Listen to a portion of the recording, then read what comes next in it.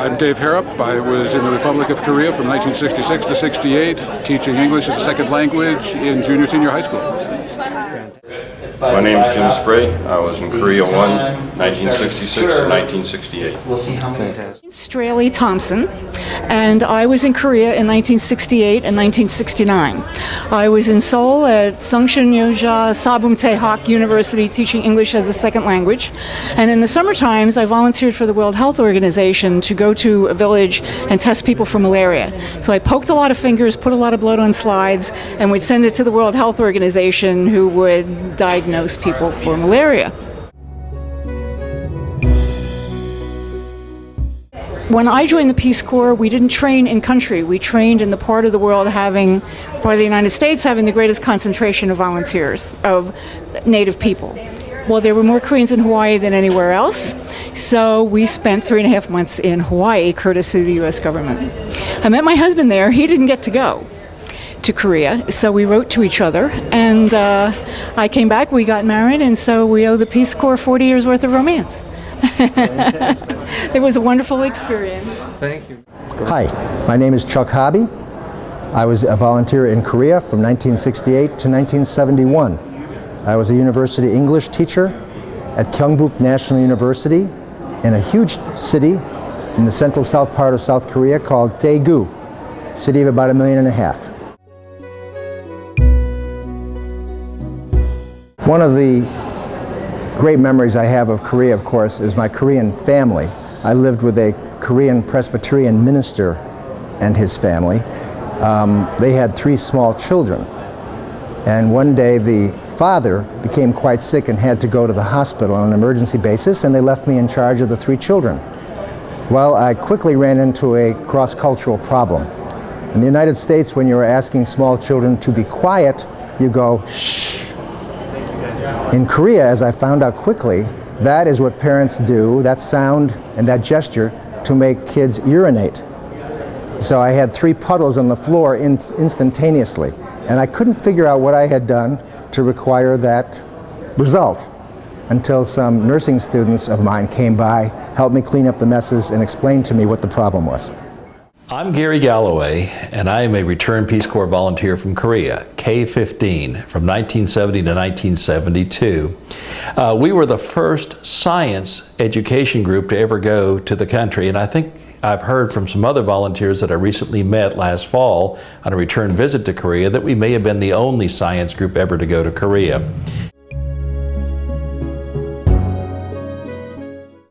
In 1970-71, whichever it was, there was the Central Rail Station was very important. There wasn't a stoplight, but there was a flashing light because it was a multi-intersection.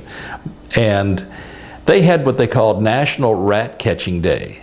Now, not only did I mention earlier that the country was not food sufficient, but the food supply, the grain supply, was constantly under risk of siege from rodents. And you know, you could go into a restaurant and you'd see a cat on a leash, and you'd say, well, he's here for one purpose, and it's not the entree. And that being said, they had National Rat Catching Day, and the idea was that everybody would bring in the rats they had caught or trapped, and they would be loaded onto boxcars to be sent somewhere, but they were accounted for. And you would have the government officials with the masks on and the clipboards, and they'd be tallying everything. And when I mentioned Showstopper, over this flashing traffic light that hung over the major intersection by the train station, somebody had tied 2 tails together and flung them over the power lines. And they were up there, and it sagged the lines down because these rats were huge and had been obviously very well fed. And people stopped in all directions, and so the traffic was literally frozen for a day. 40 years. I had the pleasure of going back to Mokpo last year as a guest of the Korea Foundation and the Korean government. And it was very special to be able not only to go back, but to go back in the year that was the 50th anniversary of the founding of the Peace Corps, and also to find out that Korea was the only host country which had invited volunteers back So they really did themselves out. Now, the same town that I told you that I was the only American amongst 80,000 in the day is now a provincial capital. We stayed in a 5-star hotel in this town. There were traffic lights everywhere. The population was in excess of 350,000. And instead of having one teacher's college, they now had 3 universities. Just phenomenal. They also had one of the largest shipyards in the world. Hyundai just has a facility that is just state of the art. So for a brief moment, when you say, this is what I did then, and this is what the country is now, you can go ahead and say, I'm not going to unduly pat myself on the back, but I am going to say it is entirely possible that I may have had one little ounce of energy that went into motivating somebody to go ahead and become part of what the miracle is that that country is today.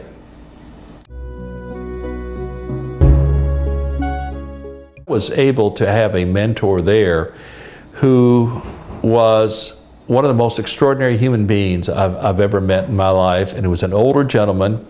He had been born and raised in North Korea, so he was able to share for me what North Korea was really like and give me the perspective that I would not have gotten from anybody else in the country based on his recall.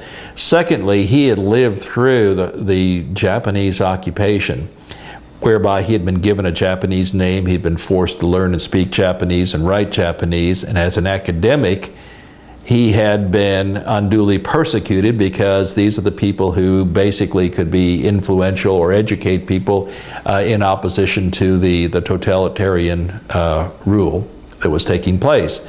But he was a very, very humble man, one of the most foresightful people I've ever come across, and I think he gave me the value, the core value base for why you do something for other folks. And what the true meaning is of being a Peace Corps volunteer who, instead of just being a young idealistic kid, you are a young adult who's making a commitment to help some other people make greater commitments for themselves within their own environment. And I really treasure that man. As now that I'm possibly somewhere probably a little bit younger than he was in the day, I feel a kind of a responsibility. I have a young son who's, at this point, he's 26. So he'd be a little bit older now than I would have been at the time that I engaged with Dr. Kim. But that being said, any other young person that's out there, that if they're kind of seeking, if they ask, I'm not going to be too busy to respond or to say, this is something to consider. This is a life lesson that I'm not afraid to share with you if you're willing to receive it. But I'm certainly not going to force it upon you, because Dr. Kim never forced anything on me. And he let me be the one who was the beneficiary of his wisdom without having to let me know that he had just shared wisdom. Now, I'm not sure I've got any wisdom to share with anybody, but that being said, it's been a life lesson.